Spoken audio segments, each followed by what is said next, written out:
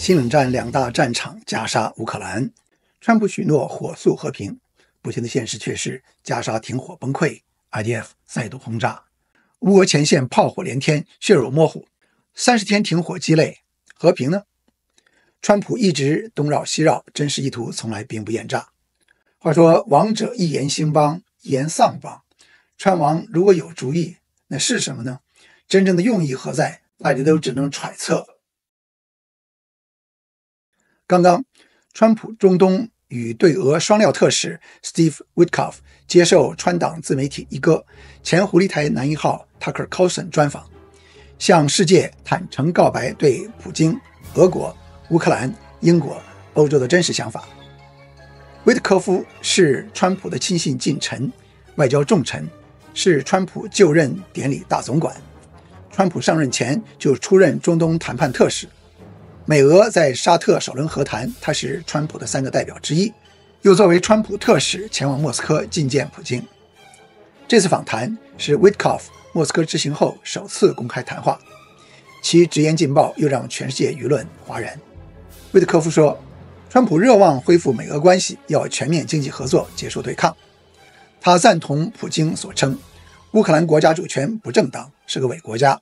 他认可克里姆林宫操控的所谓公投，说乌东5个州的人更倾向于接受俄罗斯控制，因此理应归俄罗斯。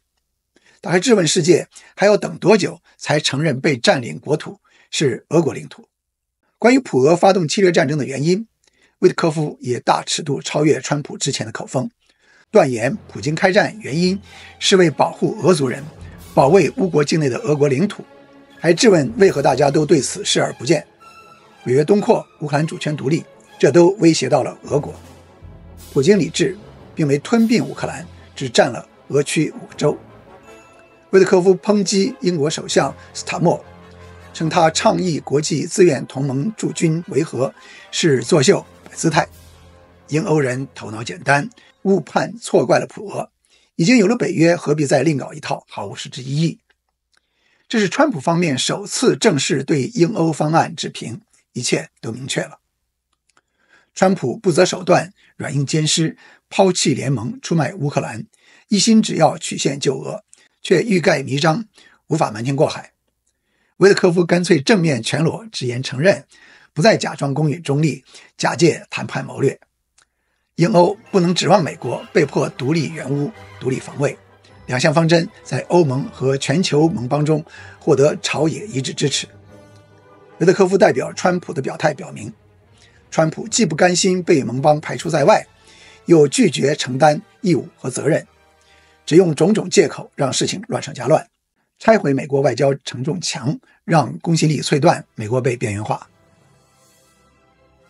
最让观察界目瞪口呆的是，维特科夫对普京赞不绝口，说他很喜欢普京，普京超级聪慧、优雅、真帅，绝对不是坏人。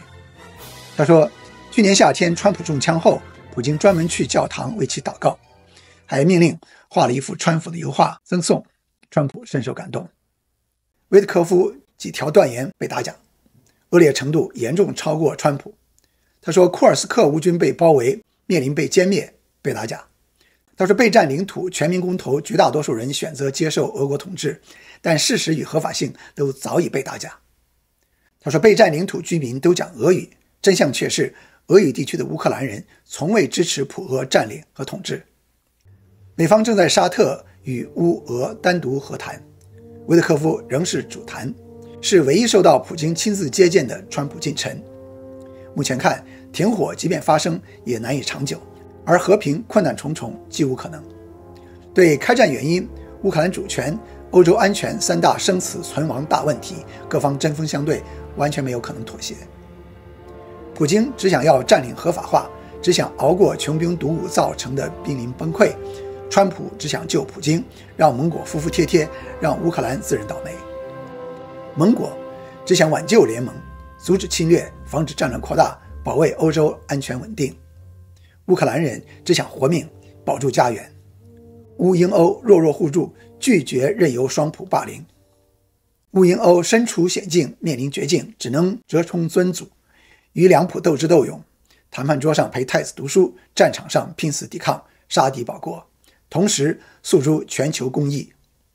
最希望的结果当然是以时间换空间，逐渐恢复二战后、冷战后被剥夺的战力和自卫能力。顺便说两句加沙和维特科夫。加沙停火，舆论曾经把功劳全部归于川普，这与事实完全不符，对拜登完全不公，过程荒诞，效果极差，果然崩溃。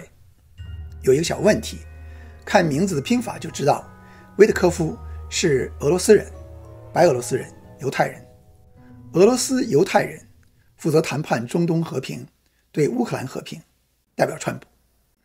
维特科夫是纽约城的房地产经纪，买进卖出，只要谈下来就行了，管他身后洪水滔天。